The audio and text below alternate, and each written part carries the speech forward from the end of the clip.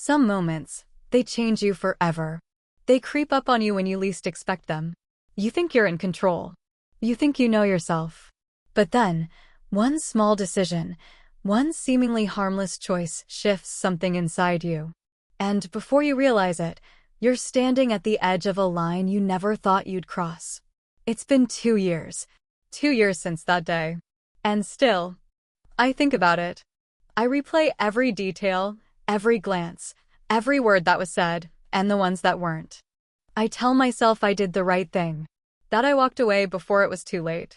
But if that's true, then why do I still feel guilty? Why do I still wonder, what if?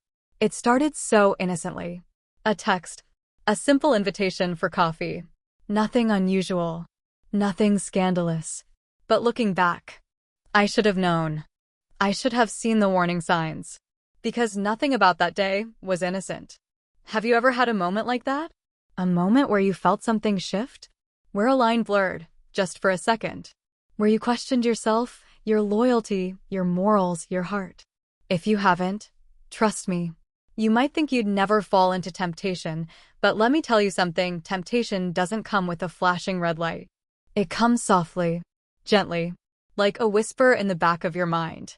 It comes disguised as comfort, as understanding, as something you've been craving for so long, you don't even realize how badly you've been starving. Would you recognize it before it was too late?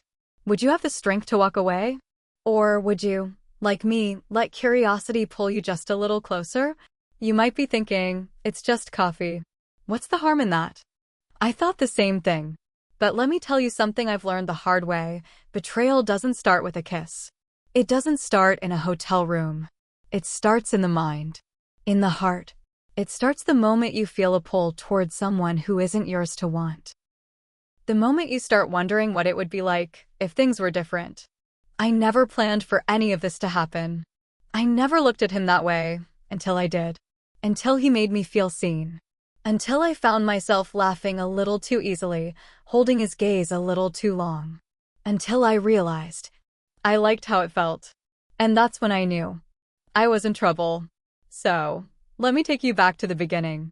To the moment my best friend's husband sent me that text.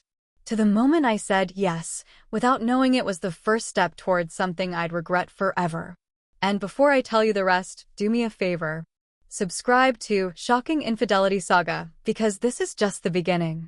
And trust me, you don't want to miss what happens next.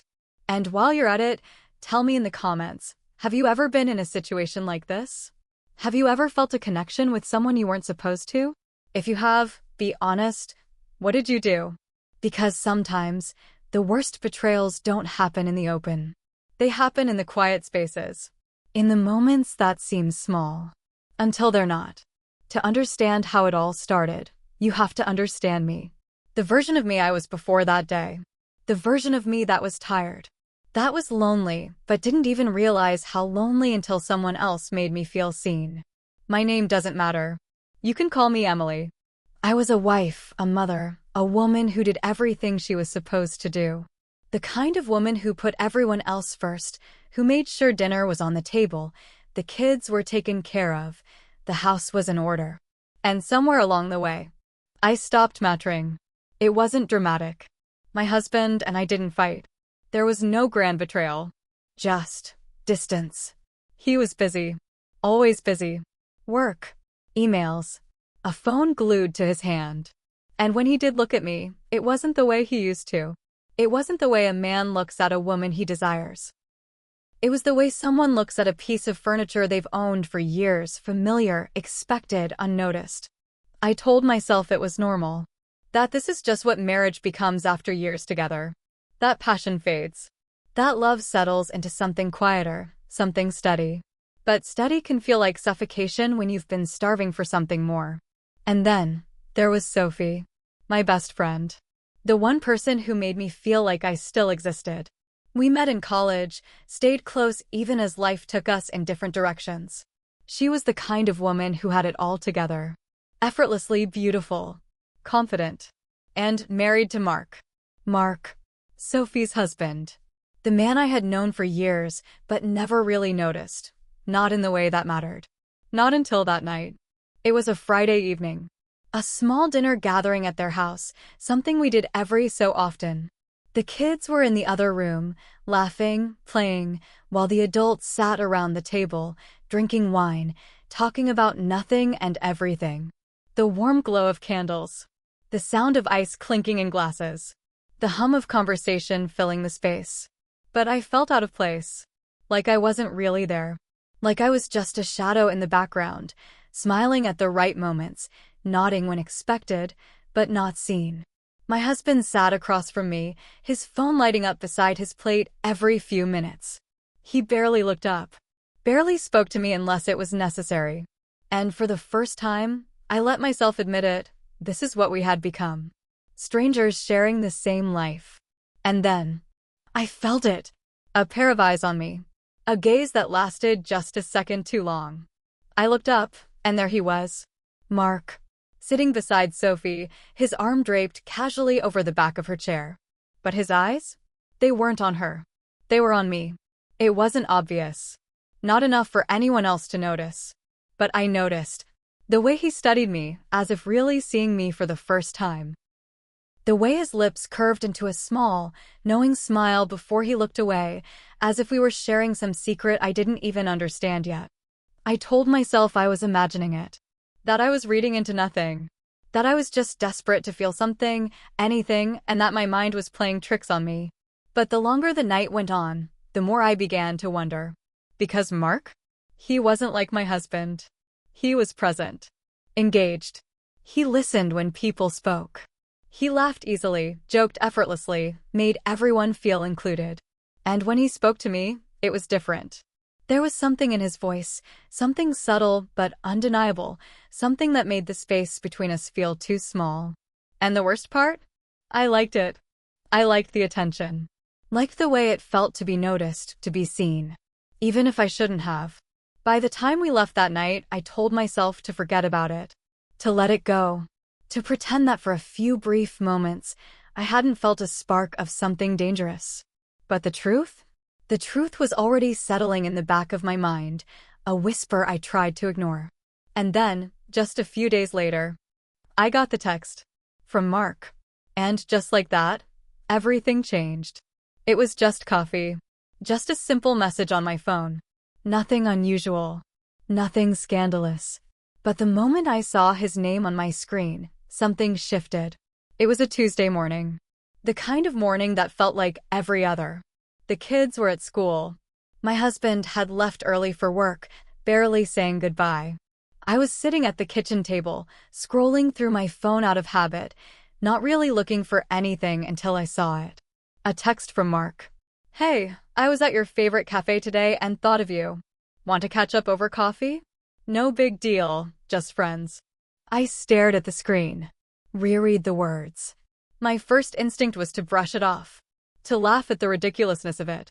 Mark and I weren't close. Not in that way. We were friends because of Sophie. Because life had placed us in the same social circles. Because that's just how things were. So why? Why did my heart beat a little faster? I told myself it was innocent. That I was overthinking. That I was making something out of nothing. But then, my fingers hovered over the keyboard, and I hesitated. Because deep down, buried beneath all the rationalizations, I felt it, the pull. The dangerous, unspoken thrill of being noticed. Of being thought of. Of mattering to someone in a way I hadn't in a very, very long time. I could have said no. I should have said no. But instead, I typed back. Sure. When? And just like that, something small became something real. The day of the coffee meetup, I told myself not to overthink it. I threw on jeans and a sweater, something casual, nothing that felt too put together. But still, I caught myself checking the mirror one too many times. I caught myself wondering if he would notice my perfume. I caught myself smoothing my hair more than I needed to. And that was the first real warning sign. The first red flag I chose to ignore. I should have known then, shouldn't I? Should have recognized that this wasn't normal. That this wasn't just friends catching up.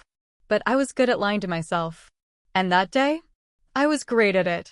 The cafe was warm, cozy, filled with the rich scent of coffee beans and the low murmur of conversation. I arrived first. Chose a table near the window, watched the rain drizzle against the glass. And then, just as I was stirring my coffee, I felt it, that presence. I looked up, and there he was. Mark. Walking toward me, a slow, easy smile playing on his lips. He looked effortless, like this was just another ordinary meeting, just another casual moment in the middle of a busy day. But the second he sat down across from me, I knew. This wasn't ordinary. Not at all. We talked. About nothing. About everything. About life, about Sophie, about work, about the things that filled our days, but never really filled us. And somewhere in the middle of that conversation, I found myself leaning in. Found myself laughing a little too easily. Found myself noticing things about him I had never noticed before. Like the way his eyes lingered when I spoke. Like the way his voice softened when he said my name. Like the way he made me feel like I was the only person in the room. I should have ended it there. Should have left before the air between us grew too heavy. But I didn't. Instead, I let the moment stretch, let the tension settle into something thick, something unspoken, something dangerously intoxicating. And then, he said it. You know, I don't think your husband realizes how lucky he is. I froze. My stomach tightened.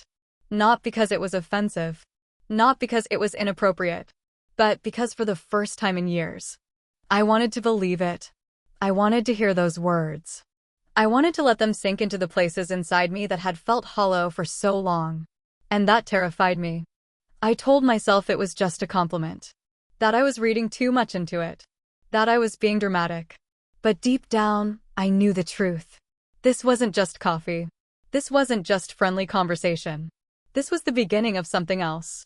Something I wasn't ready to name yet. Something I wasn't sure I could stop. And when I got home that evening, my husband barely looked up from his laptop. Barely acknowledged my presence. Didn't ask about my day. Didn't notice the way my mind was somewhere else, spinning, replaying, analyzing every detail of that afternoon. That was the moment I realized something dangerous. Something I wasn't ready to admit out loud. Mark wasn't the problem. I was. It should have ended there. It should have been nothing more than a moment. One of those fleeting conversations that come and go, that slip through the cracks of memory, forgotten by the next day. But it wasn't. It stayed with me. It lingered. That night I lay in bed, staring at the ceiling, listening to the steady rhythm of my husband's breathing beside me. He was asleep. He always fell asleep first. And me? I was wide awake. Restless. My mind spinning over the smallest details, the way Mark had looked at me across the table, the way his voice had softened when he said my name. The way I felt sitting there with him, like for the first time in years, someone truly saw me. I told myself it was nothing. That I was reading into things. That a man could compliment a woman without it meaning something more. That I was imagining the way his eyes lingered just a second too long, the way his words wrapped around me like a warm coat on a cold night. But then, why did I feel like I was keeping a secret? I closed my eyes and tried to push it away. But my thoughts betrayed me. And when I finally fell asleep, I dreamt of him. The next morning, I stood in front of the mirror longer than usual. I picked out my clothes carefully, but I told myself I wasn't dressing for anyone in particular. I put on lipstick, a shade I hadn't worn in months. I changed my outfit twice before settling on something that felt effortlessly put together. And still, I lied to myself. It's just coffee, right? But I wasn't meeting Mark that day. I wasn't going anywhere at all. So why did I still feel like I was waiting for something? Why did I check my phone more times than I could count? Why did I feel disappointed when there was nothing from him? And then, just after noon, my phone buzzed. A message from Mark. Hope you're having a good day. That coffee yesterday was nice. Let's do it again soon. Simple. Casual. Harmless. And yet, my stomach flipped in a way it hadn't in years. I didn't answer right away. I forced myself to set my phone down, to distract myself with housework, with errands, with anything to quiet the thoughts creeping into my mind. But no matter what I did, I felt it, that pull. Was I making something out of nothing?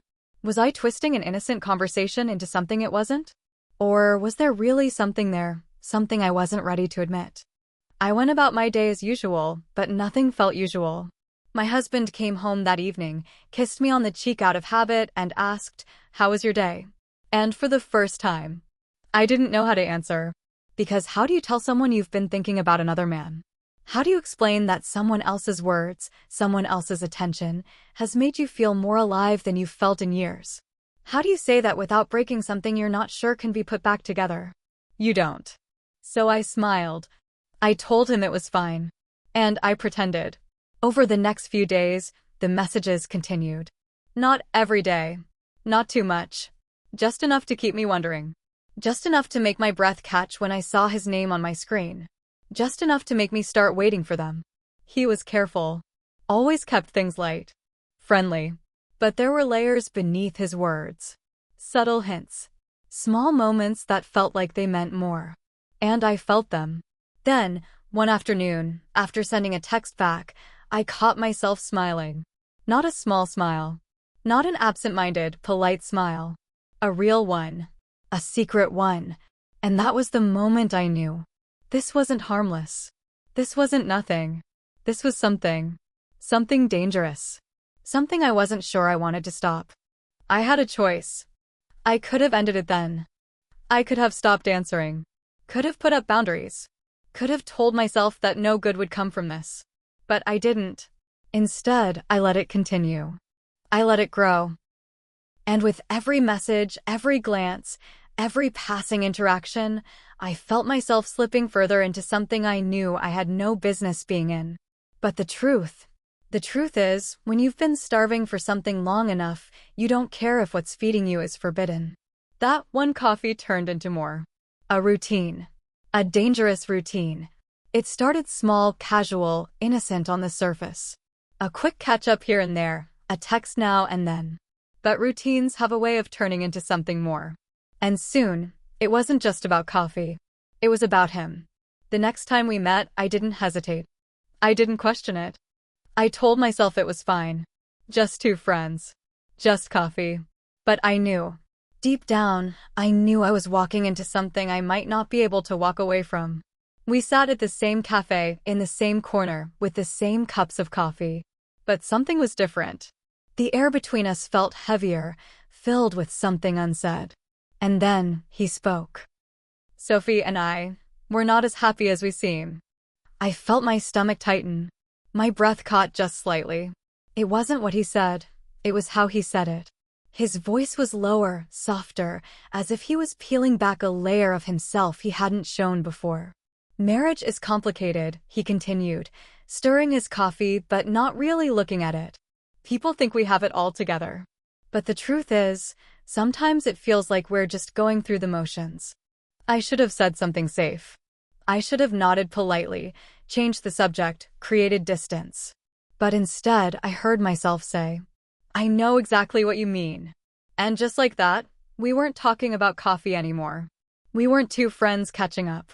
We were two people confessing something we shouldn't. Two people standing at the edge of something neither of us was ready to name. That meeting ended the same way as the first. A lingering glance. A quiet understanding. But as I walked away, I felt it, the shift. Because the next time my husband came home late, I didn't feel lonely. I didn't feel invisible. I felt aware of the fact that someone else saw me. That someone else wanted to see me. And that awareness? It changed everything. The coffee meetups became a pattern. A secret I carried with me, tucked away between laundry loads and dinner preparations, between school drop-offs and late nights spent in separate corners of the house. And every time we met, it became easier. Easier to smile when I saw his name on my phone. Easier to sit across from him and pretend the space between us wasn't shrinking. Easier to let the conversations drift into places they shouldn't. We talked about everything. About our marriages. About the versions of ourselves we felt slipping away. About the people we used to be before life got in the way. And somewhere along the line, we started talking about us. "Do you ever wonder?" He asked me one afternoon, his voice careful, measured. "Wonder what?" I said, though I already knew the answer. He held my gaze, the corner of his mouth curving just slightly. What it would be like if things were different. I should have stopped him. I should have drawn a line. But instead, I let the words settle between us, let them soak into the parts of me that had been starved for attention, for affection, for something more. I told myself we were just talking, just venting, just finding comfort in each other's company. But late at night, when I lay in bed next to my husband, I couldn't stop thinking about Mark's words. I couldn't stop replaying the way his voice had softened when he spoke to me. I couldn't stop wondering, what if? And that was the moment I realized I was in trouble. Then it happened. The moment everything shifted. It was a rainy evening, the kind that sneaks up on you. The sky had been clear when we met for coffee, just another meeting, just another hour stolen away from the parts of our lives we didn't want to think about. But by the time we left, the clouds had thickened, dark and brooding, and the rain came down in sheets, sudden and relentless. I pulled my coat tighter around me, laughing at the downpour, at the way the water soaked through my sleeves within seconds. Guess we should have checked the forecast, I said, but my voice was different, lighter, freer. Like the version of me I had long forgotten. Mark grabbed my hand, quick, instinctive, without thought, and tugged me under the awning of a closed bookstore, sheltering us from the rain. His fingers burned against my skin, even through the fabric of my sleeve. He didn't let go right away. And neither did I. The world around us blurred, the streetlights glowing against the wet pavement, the distant hum of cars, the faint chatter of strangers rushing past with umbrellas. But in that moment, none of it existed. It was just us. Just the storm outside and the one building between us. He looked at me. Not glanced. Not noticed. Looked. Like he was seeing something I didn't even know I had left to be seen. And for the first time in years, someone looked at me like I was wanted. I should have stepped back. Should have created distance. Should have said something safe, something meaningless to break the tension. But I didn't. Instead, I stood there, the rain dripping from my hair, my breath unsteady, my pulse too loud in my ears. And then, so slowly I could barely register it happening, he moved closer. Just inches now. The space between us? It was vanishing. Evaporating like the heat of his breath against my skin. His hand lifted, hesitant at first, as if even he was afraid of crossing a line we couldn't erase. But then, his fingers brushed against my cheek, tracing the damp curve of my jaw, tucking a stray strand of hair behind my ear. His touch was light, careful, as if he was giving me time to pull away. But I didn't. I could feel it, us. The moment before the moment. That impossible weight of something about to happen. That breathless silence right before you make a choice you can't undo. His eyes flicked to my lips. Just for a second. Just long enough. And I knew. If I stayed still, if I leaned in even the slightest bit, it would happen. We would cross the line we had spent weeks dancing around, pretending it wasn't there. And there would be no going back. But then, something inside me snapped. I don't know if it was guilt or fear. Maybe it was the ghost of my husband's voice in the back of my mind. Maybe it was the image of Sophie's face, the way she always looked at Mark, trusting, certain, safe. Maybe it was just the sheer reality of it all crashing down around me, breaking through the fog of whatever spell had been weaving itself between us. Whatever it was, I moved. Not forward. Not toward him. But back. I stepped away, just barely, just enough for the moment to shatter. Mark froze. His hands still half-lifted, his expression unreadable, but his eyes said everything. Surprise. Regret. Maybe even relief. Because maybe, just like me, he knew that if I hadn't stepped away, we would have both been lost. A breath. Just one. And then I whispered the only thing I could manage. I should go. He didn't stop me. He didn't say a word. And neither did I as I turned and walked away, the rain soaking through my clothes, my pulse hammering in my ears, my entire world tilting on an axis I no longer recognized. I had almost done it. Almost crossed that final line. And the scariest part? I wasn't sure if I was relieved or if I was disappointed. But it didn't end there. Because once you let something like that happen, once you get that close to losing yourself to something dangerous, you don't just walk away untouched. You carry it with you. And I did. God help me. I did. I pulled away. I should have left then. I should have put distance between us, drawn a line and kept it firm. But I didn't. I walked away from that moment, but I carried it with me. And the worst part? So did he. The days after that night felt different. Heavily different. Everything around me seemed unchanged. My house, my routines, my husband moving through our life with the same distracted energy he always had. But inside me, something had shifted. A crack had formed, and through it, everything I had been holding back was slowly, steadily, seeping through. Mark didn't pretend it didn't happen. He didn't act like nothing had changed. Because everything had. And I felt it every time I saw his name flash across my phone screen. It started the very next morning. A message. Simple. Careful. But loaded with meaning. Did you get home okay? That was all it said. But I read between the lines. I saw the words he didn't say. I hesitated before replying. Stared at my phone for longer than I should have. I could have ignored it. I could have let that moment fade into silence, let it become a thing neither of us ever acknowledged again. But my fingers moved before my mind could stop them. Yeah. Got soaked, though. A lie. The rain had dried long before I stepped inside my house. But I wasn't talking about the rain. And we both knew it. The messages didn't stop after that. If anything, they became more frequent. Subtle at first. Casual. But the weight of them, it was always there. Hope you're having a good day. Saw something today that reminded me of you. I can't stop thinking about the other night. That one? That one made my stomach tighten, my breath catch. Because I couldn't stop thinking about it either. And that scared me more than anything. I started dreading going home. Not because anything was different with my husband, but because nothing was. He was the same. Distracted. Distant. Absent in the way that didn't look like absence, but felt like it. And me? I was different. I was elsewhere. My body was there, in the kitchen, in the bedroom, in the same spaces we had always shared. But my mind? My mind was somewhere else entirely. I caught myself pulling away from him. Small things at first.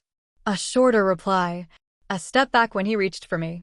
A hesitation before I kissed him goodnight. And the most painful part? He didn't notice. He didn't notice that I was disappearing. That I was becoming someone else. That my thoughts, my emotions, my affections were slipping away, piece by piece, into hands that weren't his to hold. Sophie didn't notice either. She was the same. Bright. Effortless. Unaware. She invited me over for lunch one afternoon, just like always. We sat in her kitchen, sipping tea, talking about things that didn't matter. Her work, her kids, a new book she was reading. And the entire time, all I could think about was him. I hated myself for it. I hated that I was sitting across from my best friend, the person who had always been there for me, who had never done anything but love and trust me, and I was keeping something from her. Something dangerous. Something unforgivable. But the worst part? I wasn't sure if I wanted to stop. Did I betray my husband? Even if nothing happened? That question haunted me. It followed me in the quiet spaces, in the moments when I was alone with my thoughts, when there was no distraction to drown out the truth I didn't want to face. I hadn't kissed Mark. I hadn't touched him in a way I couldn't take back. But did that make me innocent? Did that make me good? Because if I was honest with myself, brutally, painfully honest, I knew the truth. I wanted to. And wasn't that just as bad? I had spent so much time convincing myself that I was just lonely. That I was just searching for something I wasn't getting at home. That I was simply enjoying harmless attention. But was that really all it was? Did I want to be with Mark? Or did I just want to feel wanted? Because that's what it really came down to, wasn't it? It wasn't about Mark. It wasn't even about my husband. It was about me, about the version of myself I had lost along the way, the version that had once felt alive, desired, seen. Mark had given me a glimpse of that woman again.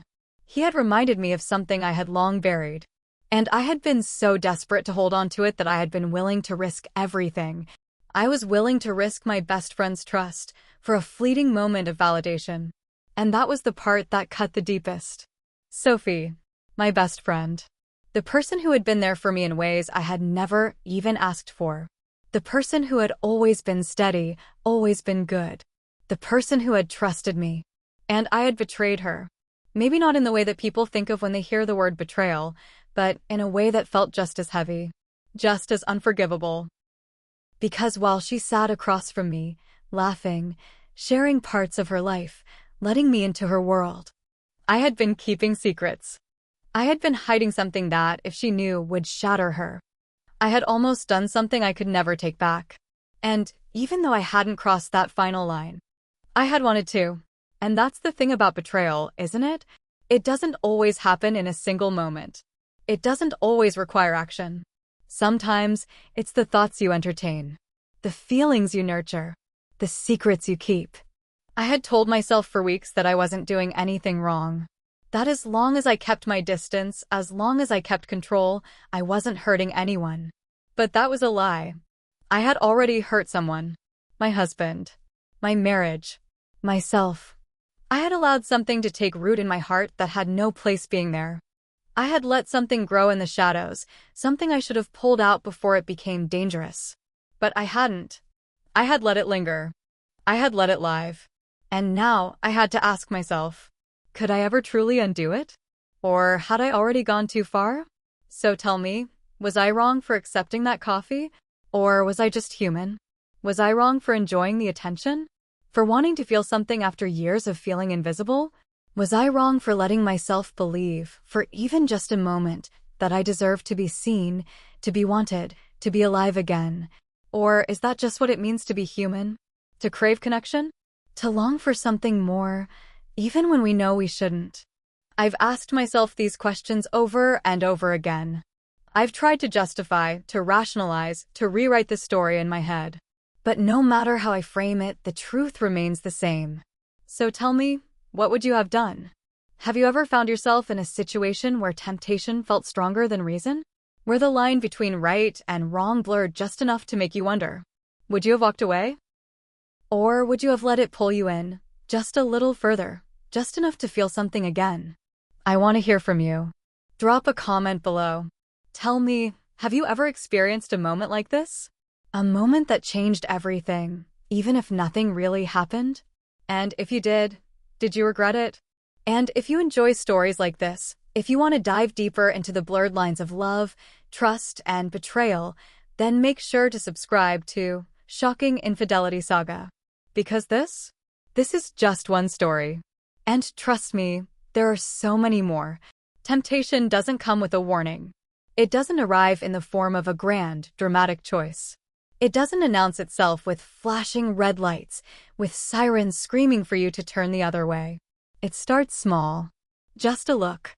Just a moment. Just a text. Just a coffee. Harmless. Innocent. Safe. Until it isn't. Because sometimes the smallest moments leave the biggest scars. If you felt something in this story, if this made you think, even for a second, about the choices we make and the ones we almost make, then don't forget to like, subscribe, and turn on notifications. Because trust me, you don't want to miss the next shocking story. And maybe, just maybe, you'll see a piece of yourself in it, too.